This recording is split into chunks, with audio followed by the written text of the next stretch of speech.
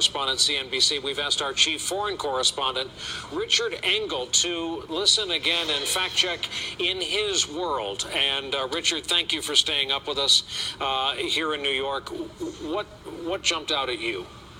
Well, listening to it, a lot of the things that Donald Trump was proposing were frankly destabilizing, dangerous to the United States, dangerous to the world order, if you will.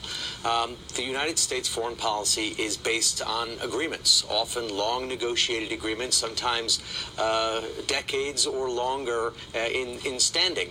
And if you listen to the debate, he was basically saying that he's a businessman. He's going to tear up all those old agreements and negotiate better deals.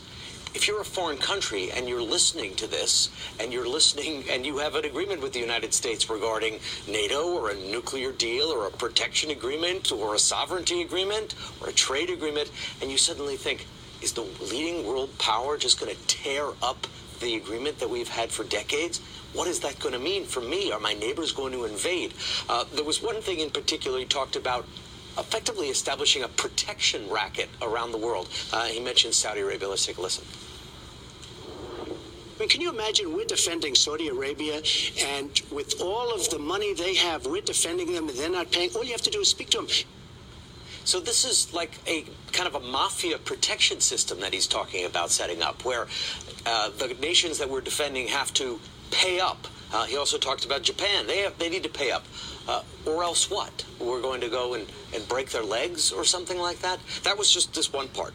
The other one he talked about, and he's repeated this in the past, we should have gone to places where ISIS has found fertile ground and take their oil.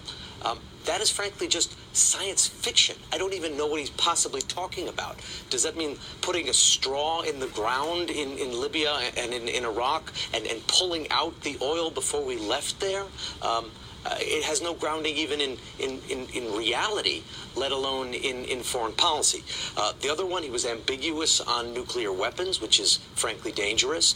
And he talked about the hacking, the DNC hack. I've spoken to many experts that have no doubts at all that it was carried out by Russia, that it was a state monitored operation. And he said, well, we don't know who did that. Perhaps it was some 400-pound person on a couch.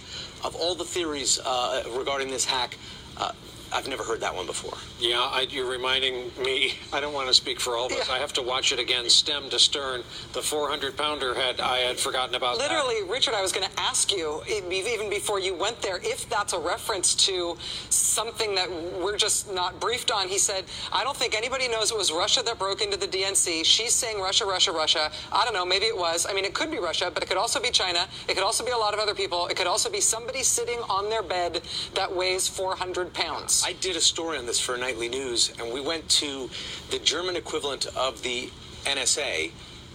We went into their control room. He showed me evidence directly linking Russian involvement to the DNC hack. This was the head of the top German counter cyber agency.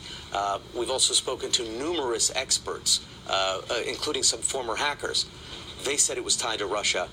Nobody talked about a 400-pound person on a couch. Yeah, it's a very strange reference. That'll go down as one of the weirder, inexplicable references of this whole debate. Except for establishing the international extortion racket, where the U.S. tries to shake down people who have existing deals with it for money. Also strange. That was, I would say, one of the things that jumped out at me. Richard, you've been our friend for years. I have no idea what clock you're ever on, wherever you are in the world, but I know that you stayed up very late with us here in New York. Well, we all stayed up late. This matters. It's interesting. It's exciting.